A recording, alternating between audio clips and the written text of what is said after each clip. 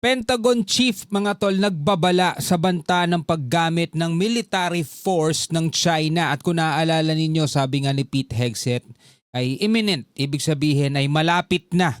No, hindi natin alam mga tol kung kailan pero malapit na at pag yan ay nangyari ay makakasaksi na tayo mga tol ng panibagong bakbakan na naman at hindi malayo malapit lang sa Pilipinas mga tol dahil ang isa sa mga punteriya ng China is makuha o masakop na itong Taiwan at syempre dahil marami tayong OFW doon magiging involved tayo.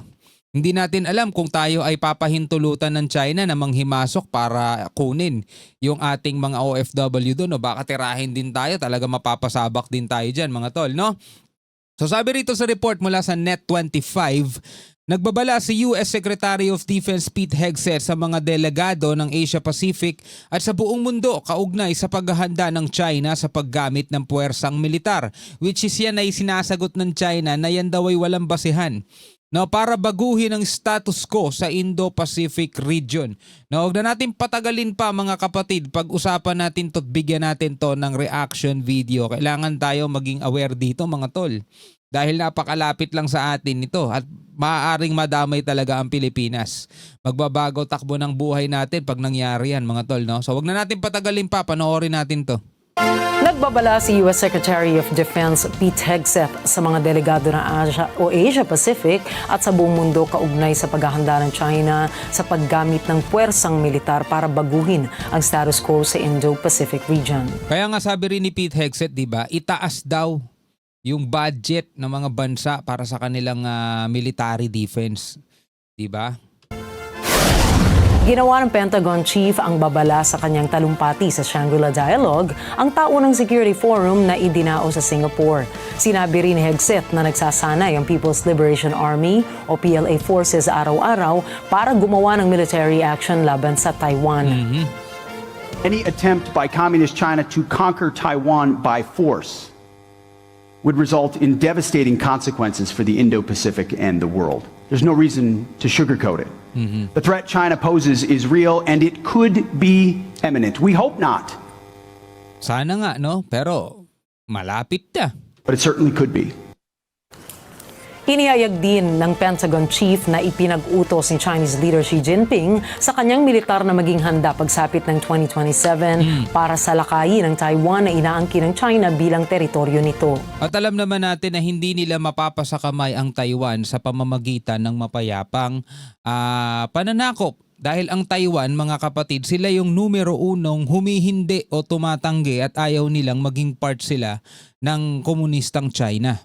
Ayaw nila mga tol kasi nga sila dun demokratiko sila dun di ba? So ayaw nila na masakop sila ng China. Subalit, ganun na lamang katibay mga tol ang paninindigan ng China na sabi nga ay inevitable.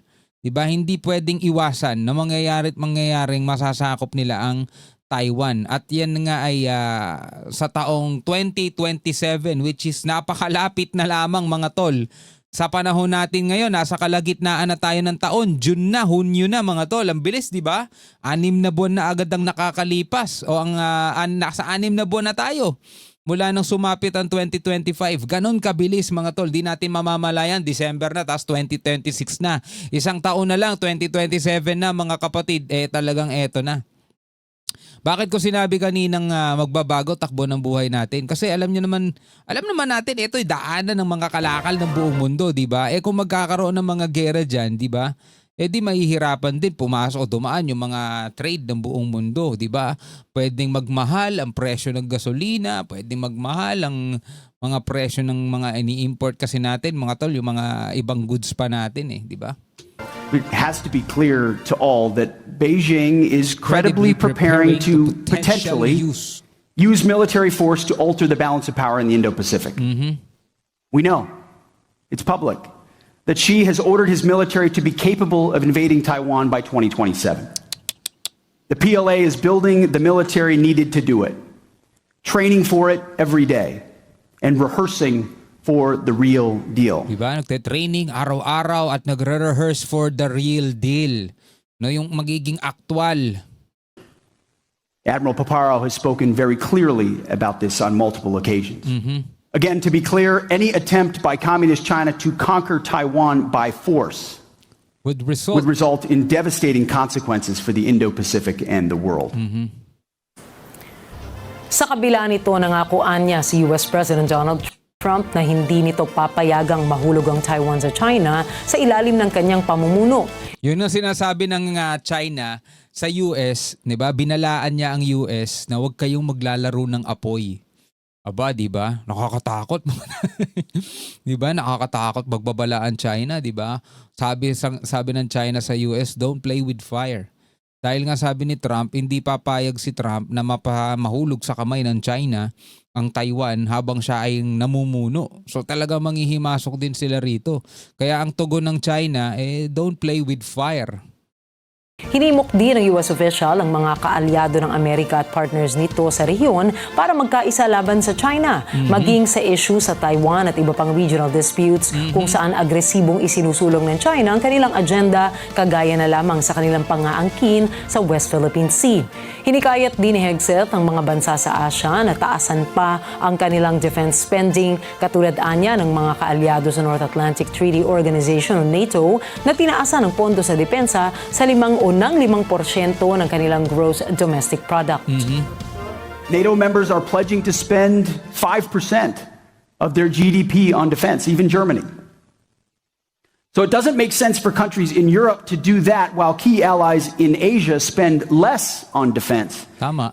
in the face of an even more formidable threat. 'Di ba? Tayo yung mga mas malapit, 'di ba, sa mga ganitong banta, tapos tayo pa yung mas less ang ginagastos. Not to mention North Korea. Samantala, nilinaw naman ng Pentagon Chief na hindi ninanais ng Amerika na magkaroon ng conflict sa China, bagkus iginiit niya na hindi papayagan ng Trump administration na mangibabaw ang agresyon ng China. As President Trump also said in Riyadh, the United States is not interested in the moralistic and preachy approach to foreign policy of the past. We're not here to pressure other countries to embrace or adopt policies or ideologies. We're not here to preach to you about climate change or cultural issues. We're not here to impose our will on you. We are all sovereign nations. We should be able to choose the future we want to build. We Tama. respect you, your traditions, and your militaries. Tama. And we want to work with you where our shared interests align for peace and prosperity. Ultimately, a strong, resolute, and capable network of allies and partners is our key strategic advantage. China envies what we have together, and it sees what we can collectively bring to bear on defense. But it's up to all of us to ensure that we live up to that potential by investing. Napakalinaw, 'di ba? No, hindi naman tayo pinipilit ng Amerika, o hindi niya pinipilit itong mga bansang to. Bahala kayo sa buhay ninyo. Nire-respeto nila yung inyong mga paniniwala at culture. Pero syempre mas maganda kung magkakaisa tayo. 'Di ba? Mas maganda kung magiging align yung ating ipinaglalaban, no, kaysa magkanya-kanya mga tol. Ang problema kasi talaga rito China, no? 'Di ba? Biruin mo dito sa Shangri-La dialogue nila, isa lang yung binabanggit nilang problema eh. China lang talaga eh. Yung kanilang banta na paggamit ng military forces, yung kanilang mga pang-aagaw ng teritoryo, yung kanilang expansionism, 'di ba?